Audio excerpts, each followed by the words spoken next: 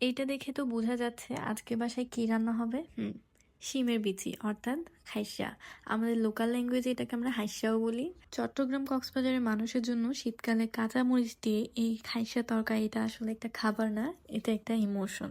খাইসা দিয়ে শুটকি মাছ বেশি জমে, তবে আজকে ইলিশ মাছ আনা হয়েছিল বাজার থেকে, তাই আম্মু ওটা দিয়েই রান্না করবে। এদিকে খাইসা তরকারিটা রান্নার জন্য পেঁয়াজ মশলা সব কষিয়ে নিয়েছিল আম্মু। তারপর এখানে খাইসা সহ সবজি মাছ অ্যাড করে ভালোভাবে নাড়িয়ে নিচ্ছিল।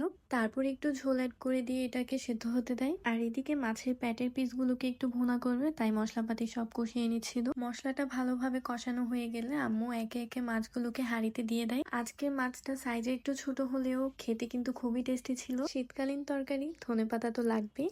আম্মু লাস্টলি ধনেপাতা দিয়ে নামিয়ে নিয়েছে। কাঁচা মরিচের তরকারি এত সুন্দর লাগে দেখতে, আসলে এটা খেতেও অনেক মজা হয়েছে। মাশাআল্লাহ।